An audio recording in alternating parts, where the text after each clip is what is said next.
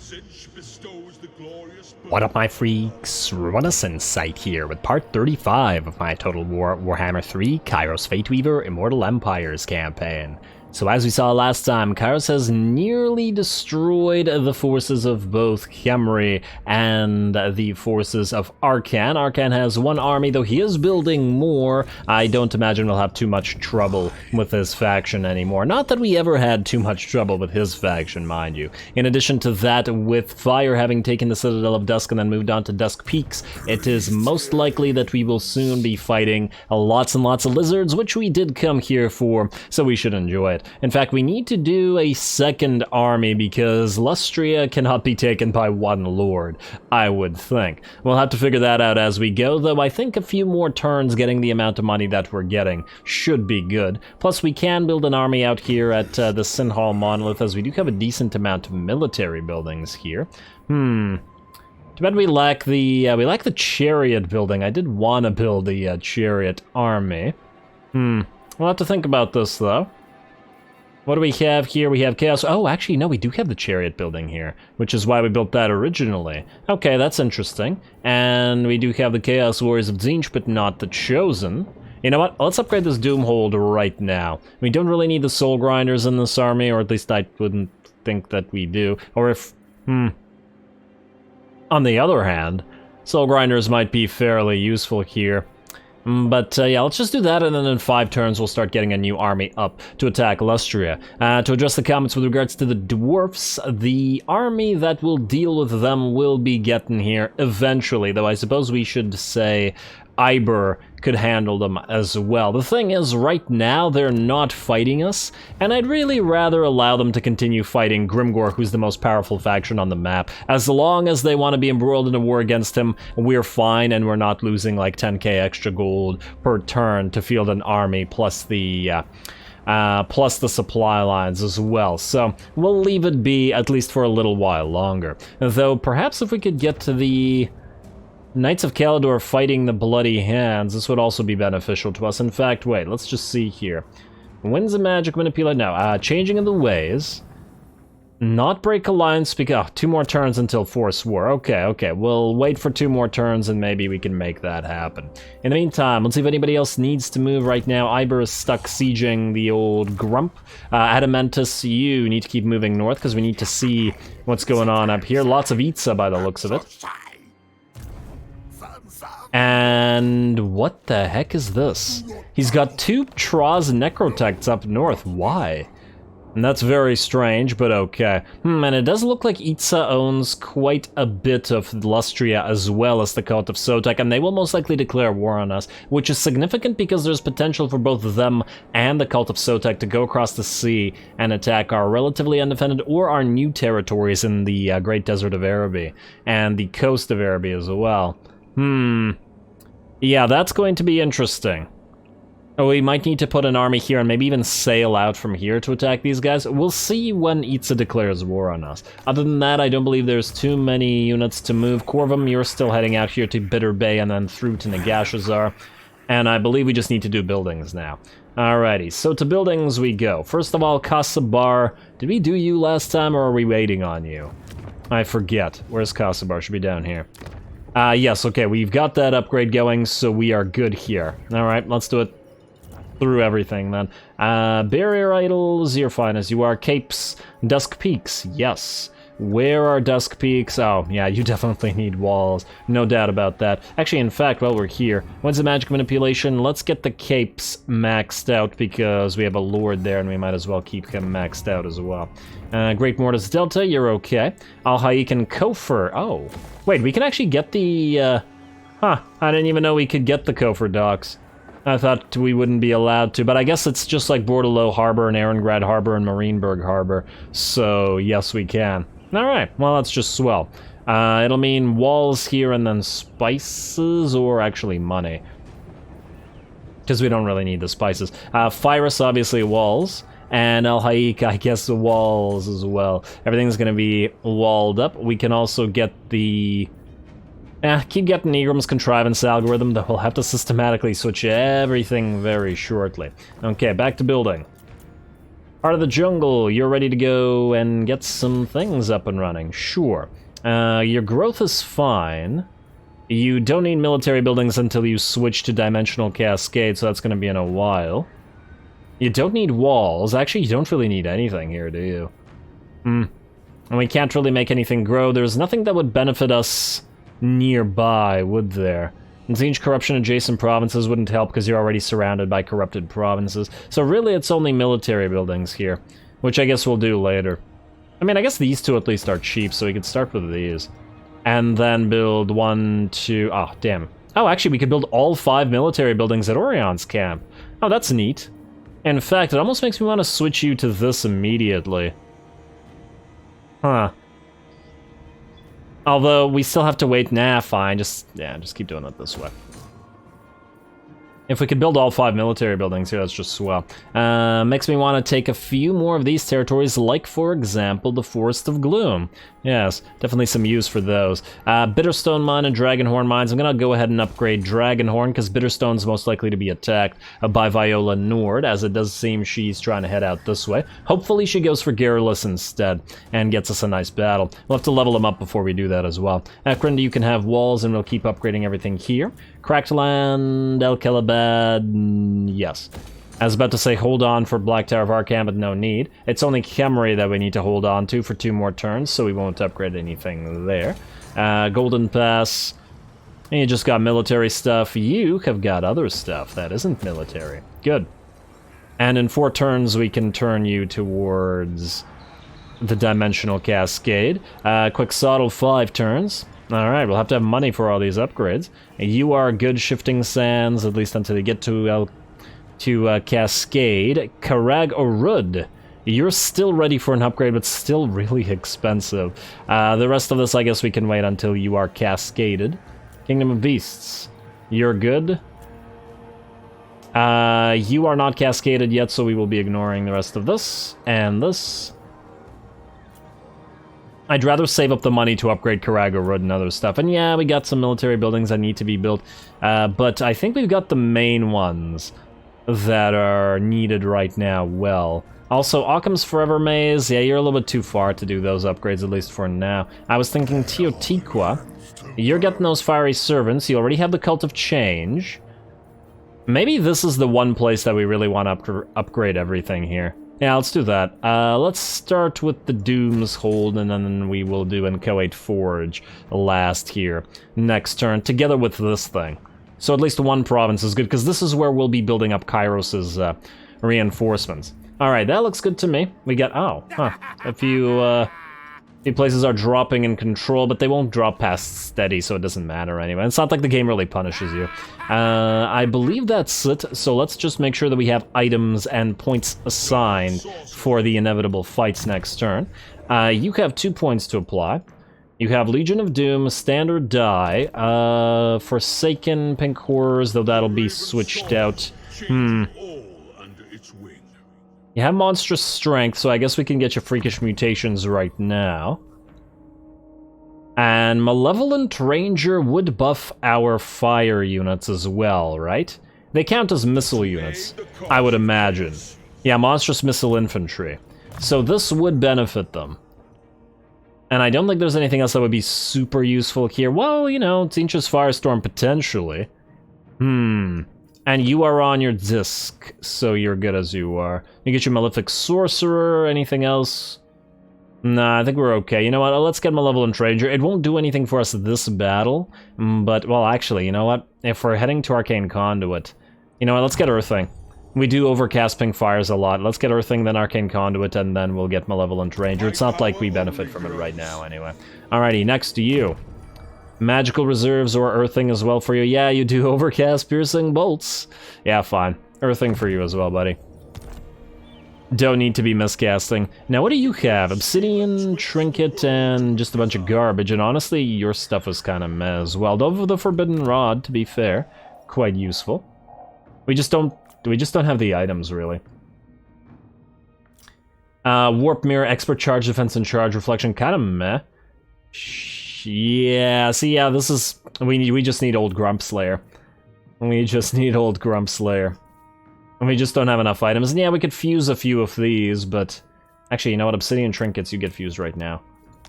And an armor of silvered steel, ugh. Not a good pickup.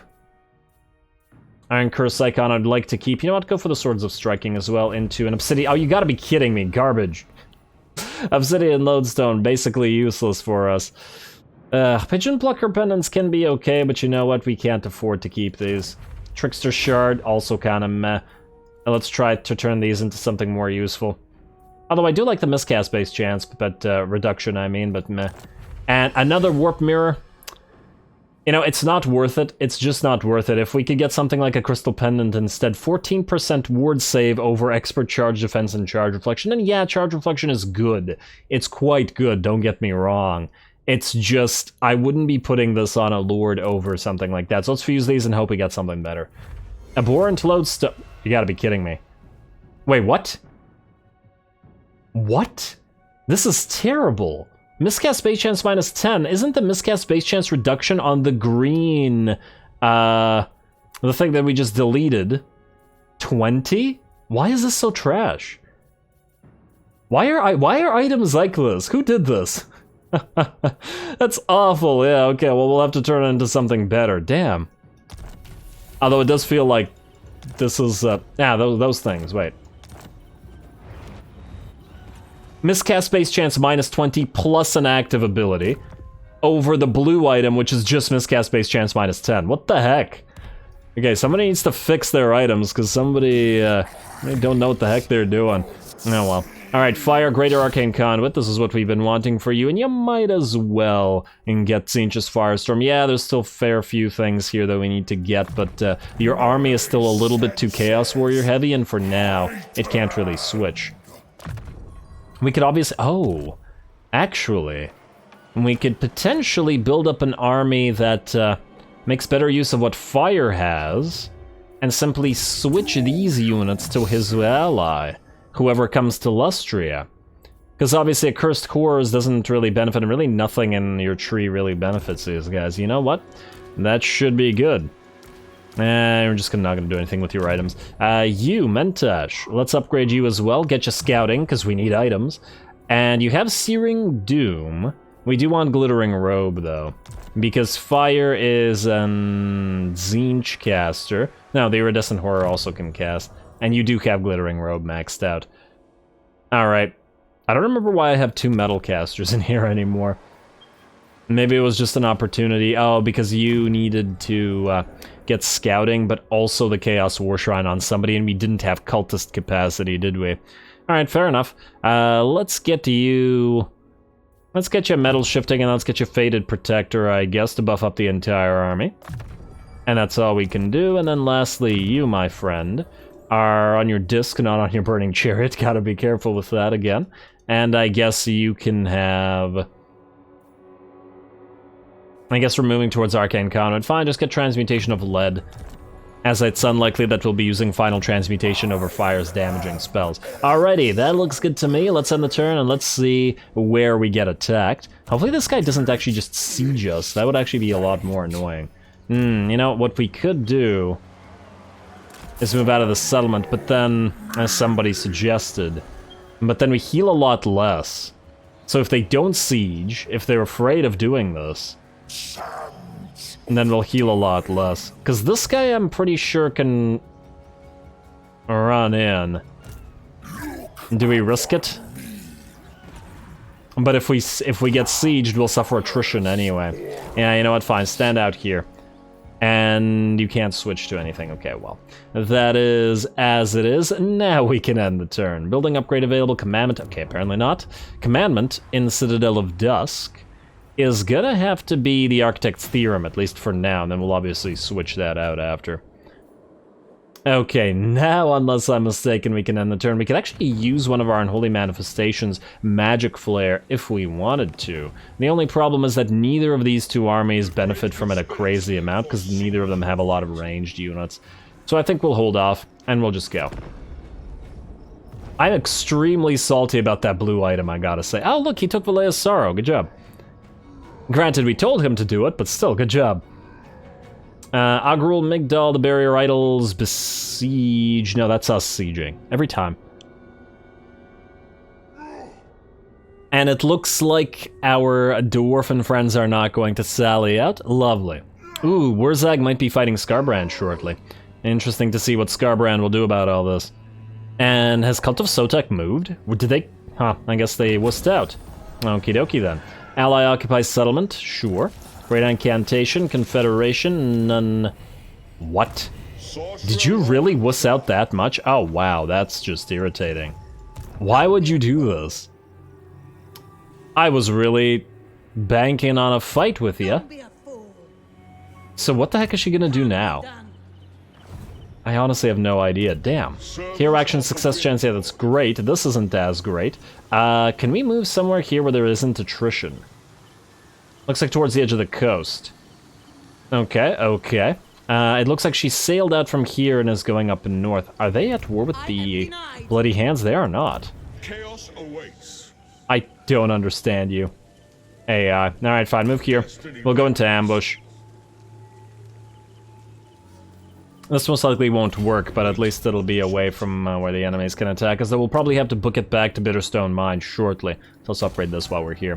Gronti Mingle. Oh. Maybe I should have stayed near Gronti Mingle. I think you can actually sally out and attack it in one turn. Damn. Well, let's try this one more time, then we'll go back to Gronti Mingle and retake it if we have to.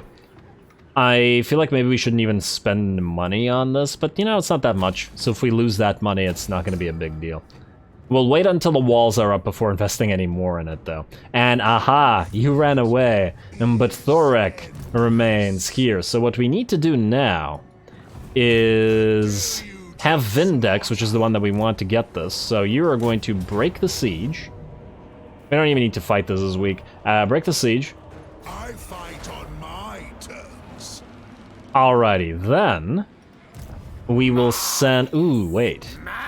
I forgot. Voljax, what do you have again? You have Disciplined, which is pretty good. But, I mean, I'd like you to get Old Grumslayer, but, you know... Bindex, you're gonna go here first. You still have to go to Kairos. Alright, now you two should be able to auto-resolve this, yes? Yes. Auto-resolve this, there's no need to fight this. We can find better battles than that. That's for damn sure.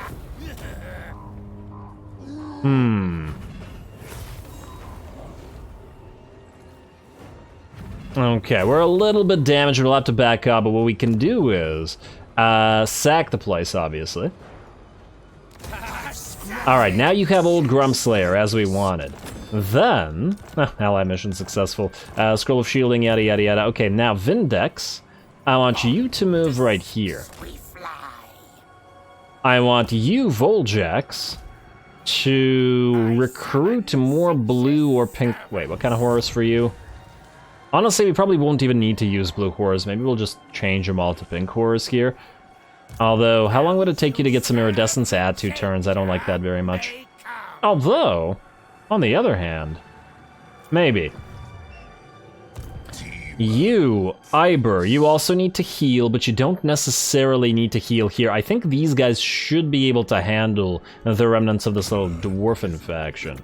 I would imagine. Hopefully that Kadri here can't take Gorgazan or Stormhenge or something by himself. I guess we'll see. Either way, Iber, we're gonna send you north then. Do you suffer attrition here? Yeah, not at the edge of it though. Alright, so go here. Along the road. And we still need to retrofit your army, but we'll possibly do that later, or possibly do it here, or something.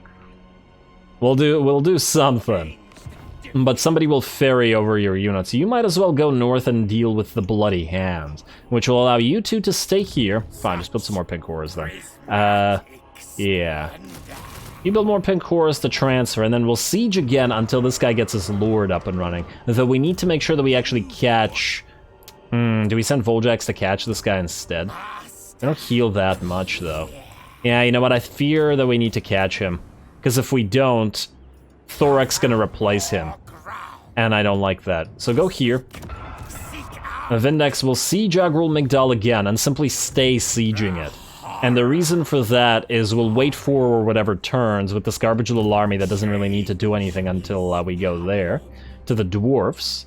And then we'll move away from the siege, Thorpe will come back, and then we'll attack him with Bulljacks to get the trade on him as well. Although that's less important than anybody else. We'll see, maybe we destroy him outright. I'll think about it. Either way, Kairos, your turn to move, buddy. You can't hit Lashik in one turn, but you can't hit Martek, so away you go to Martek. Kofer, upgrade, please. This is auto-resolvable. Oh, it's going to do way too much damage to us, as usual. Yeah, that's still way too much damage. Occupy. A nice Santa-free sort of anti-heroes. Good. And then we'll hedge you out to either... Well, we probably don't need to take Eye of the Panther. We'll leave it as a ruin, but we'll head out to Lashik and then the rest of these guys. King Pentu might be going around to retake El Calabat or something, which would be unfortunate. Because Kairos can't deal with it right now. I have a feeling that's what he's doing. In fact, can we go Winds of Magic Manipulation, or rather Changing of the Ways? Nah, we can't reveal faction intentions. Though I would like to reveal Shroud on, let's say, the Bloody Hands. Although we can see them at our edges here. Would anybody else be helpful? I mean, the dwarfs maybe. Yeah, fine, let's reveal... Oh, look, they're moving to fight Grimgor, that's fine. Yeah, fine, reveal a Shroud on Karazakarak. Wait. Nah, we can see Karazakarak. I mean, you can't see Khemri or Followers of Nagash, and... Oh, wow, like everybody in one turn? That's fine. We'll redo that in a turn. Who still has to move? Now, what happened here? Aha. Hemolytic is moving in. Fire didn't heal as much, but he could still attack this, though it does remain to be seen whether the enemy tries to attack us or not. Now, it looks like you're nearby, plus the garrison, and that might be a little bit much. Okay, we'll give it a try, also while we're here. Let's go Tzeentch's Firestorm. It really doesn't matter which ones of these we get anymore. We have everything that's good. I mean, it's not that the upgrades for the Lords of Change are bad, it's just that we can't make use of them right now. So yeah, Fire, you're gonna fight shortly. In fact, you know what? No, let's fight right now. Because we got a lot of admin to do, and I'd rather do the fighting first. As there hasn't been enough fighting. Away you go. Will he run? He will not run. Lovely, which means we're gonna fight this cinematically, and it'll be the first of the lizard battles on Lustria, but with many, many more to come.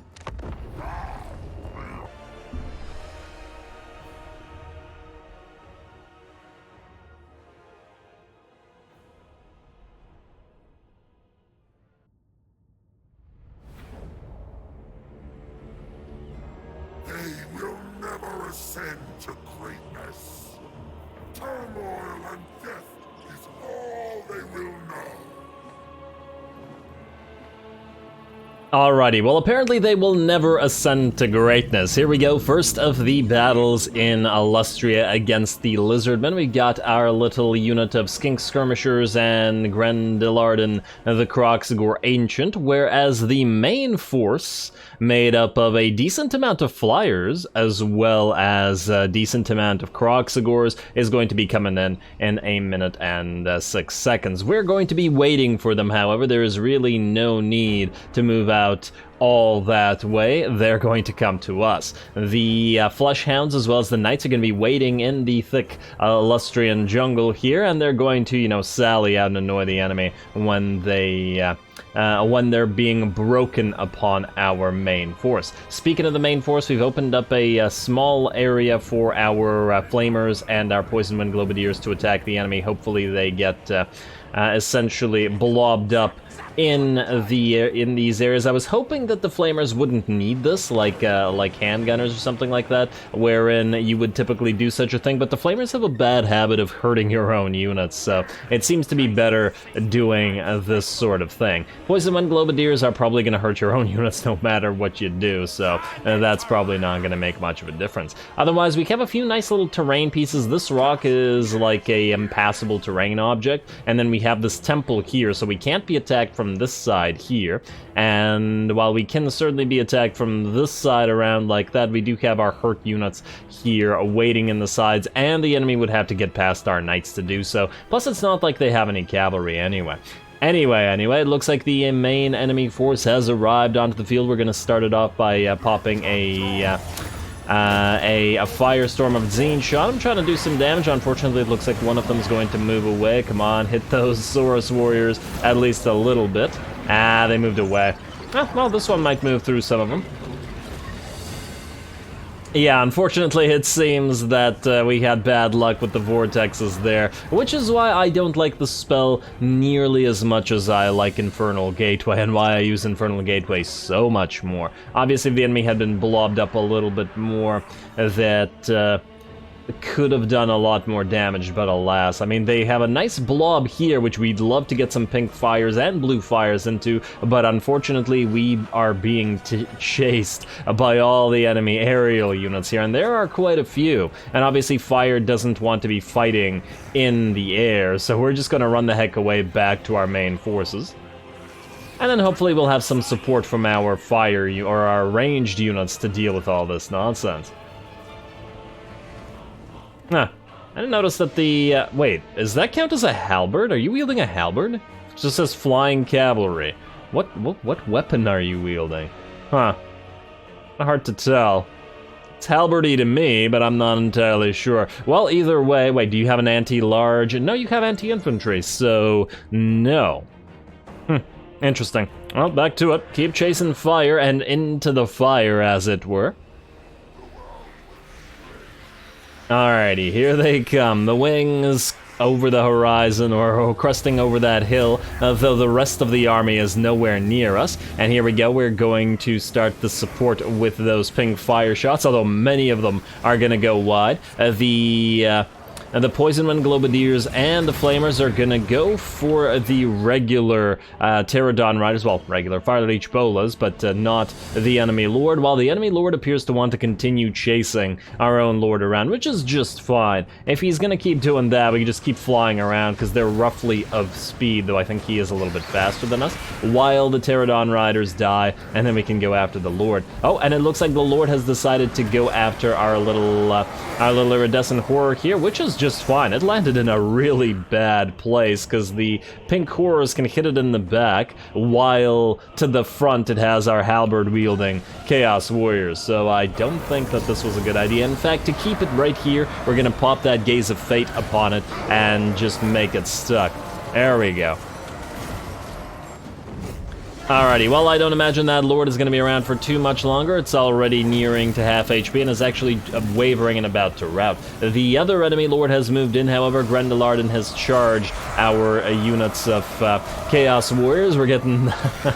and we can't even see him anymore because of the Poison Wind Globadier's effect. Not a big deal, but it is a big deal if they kill a lot of our own units. And same thing with the Flamers, so we're just going to move those guys away so that they don't do this too much. Really got to be wary of our own units.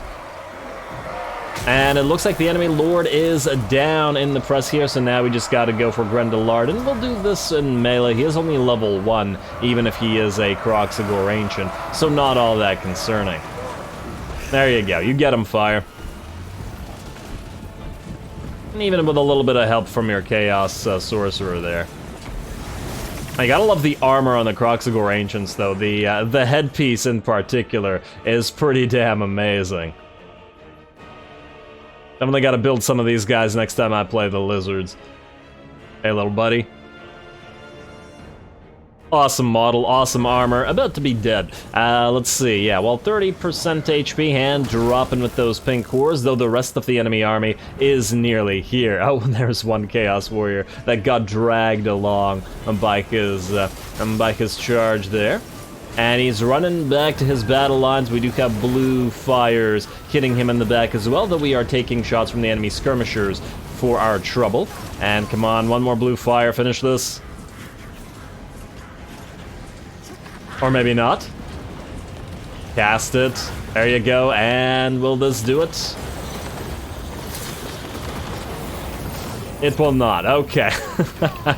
He really got out there. Oh well. Let's get back to the actual battle, though it has barely begun here. The skink skirmishers have moved in, unfortunately, into the range of our flamers, and as we can see by the scorched corpses of all those skinks on the ground, they're getting absolutely ripped apart here. Now, more enemy units are moving in. We're obviously going to tell our Poison Wind Globadiers to focus down both of the Kroxigors as well as the Saurus, while the flamers work on the Saurus and the skinks instead. Don't want to be wasting poison wind kits on anything weaker than Saurus. There we go. Oh, these guys did get stopped by a Gaze of Fate, though unfortunately for us not for long. They are relatively big targets, so the Poison Winds should still be able to dish out quite a bit of damage. We've got the Chameleon Stalkers moving in, firing their precursor weapons into our ranged, interestingly enough, rather than our Chaos Warriors, who they are fighting.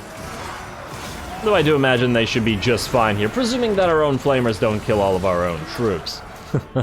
On the bright side, as we can see, the enemy army is taking massive amounts of damage. The enemy troop count hasn't dropped all that much, but it's the elites that are dropping. The Kroxigors here routing. This Kroxigor unit is probably going to start wavering soon, and our Fleshhounds and our Knights have come out to play as well. In fact, the Skinks and the Kroxigors ran out ahead of their army, and as we can see, most of the enemy Saurus aren't actually in the fight yet, which is going to be quite unfortunate.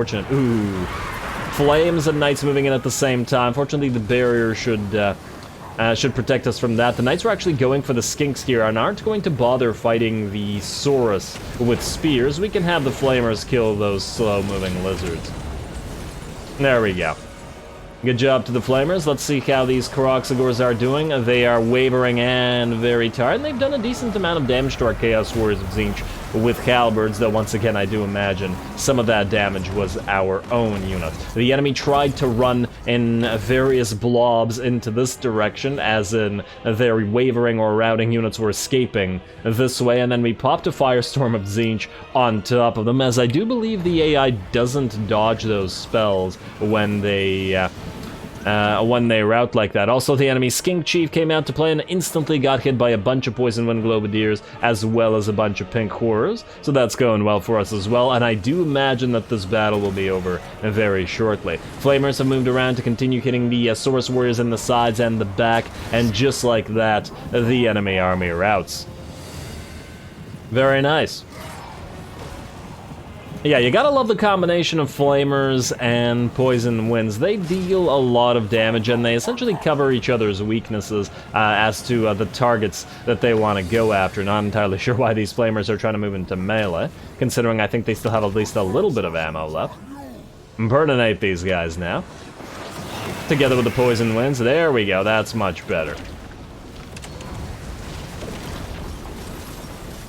Alrighty, well, it looks like the Saurus are pretty much done. We're obviously going to have our Fleshhounds and our Knights riding around, picking up the slag, destroying any Kroxigors that try to run away. The rest of our army is obviously very limited in its capacity to chase, which is, I guess, one of the unfortunate aspects of this. And there's still a lot of Saurus Warriors that essentially never join the battle. And this is a pretty prime example of the AI being stupid, moving its mainline infantry, leaving its mainline infantry to move in last after all of its elites are dead. And while the skirmishers being dead, a little bit less surprising, as that's something that you expect, but the Saurus really should have been in there rather than Kroxigors unsupported.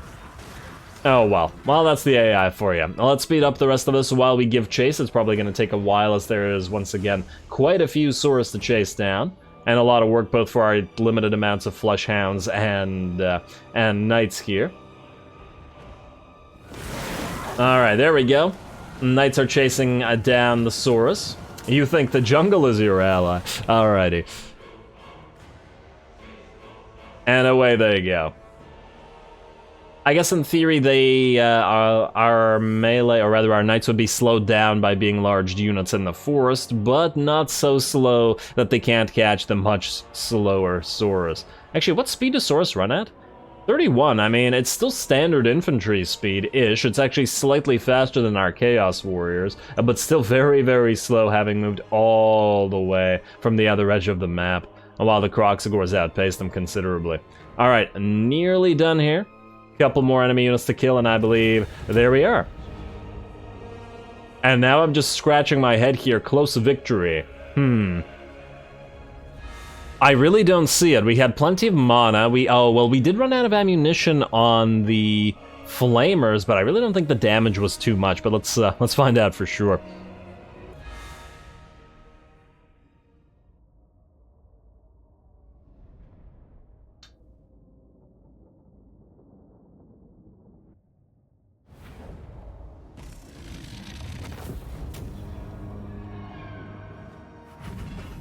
Alrighty, with 10% losses, I hardly see how that was a close victory, especially because these two units, or was it these two units, were hurt since the beginning. Only one of our units really got hurt, and it was that central unit of Chaos Warriors, and I guess these guys took a little bit of a damage as well. Fire's army otherwise performed pretty well in here, in my opinion. I mean, it's not ideal for him in the sense that the units aren't buffed by him all that much, but still, it was purpose-built to defeat the lizards, and defeat the lizards it has and will as we keep going on, especially since there is so much of Lustria left to conquer, and this battle was just the beginning of the Lustrian conquest. Sort of striking stolen from the enemy, not that we needed, but we can hopefully turn it into something better. Now, unfortunately, it looks like we cannot reach... Wait, what? Oh, we can reach this guy here, eh? Alright, well, is this auto-resolvable? Decisive victory and low casualties, and oh yeah, it's just a pile of skinks, of course. Alright, beautiful. Auto-resolve this. 4 skinks, and oh wow, what the heck, auto-resolve? What are you doing to our frickin' our flesh hounds? It's very rude. I don't appreciate it. I guess we'll just devour those captives. Still dumb, but okay. And did that allow us to move close enough to the settlement? I cannot tell. Disc of Tzeentch from Mentesh. Hey, a Glittering Scales. There we go. Finally a decent pickup. And yes, actually, that did move us close enough. Oh, you poor, poor idiots. Alrighty, well, we're going to occupy the place for obvious reasons. And that is... Now we can't build any of those. That was a tier 3, so we get it at tier 2, and ooh, by the time we get to kayaks, it'll be tier 5, so we can take it at tier 4, which is quite nice as well, especially since we'd essentially be able to use it as another forward base. Build up walls there, and then the enemy would have difficult time taking it. I think with that, though, unfortunately, we have come to the end of this episode, and I am going to have to call it here. Lots and lots more lizard battles to come, but we will definitely need an army to move up this way, while fire moves up this way, which we will get done in, I believe I said, 4 turns now from the 5 that we started with. Otherwise, Kairos will continue next time in destroying forces belonging to the followers of Nagash, while Iber moves north to fight some more orcs and deal with all this. And some ogres as well. Would be nice to get some ogre battles. I'm also hoping that we get a frickin' battle out of this, because this still annoys me greatly, but we shall have to see. Either way, there's still lots and lots more Kairos to come, as we have at least another continent to conquer here, and though we will have to figure out what our goals are going to be for this campaign in particular. I have not yet decided, especially since we completed the short victory like, I don't know, like 10 episodes ago, a while ago.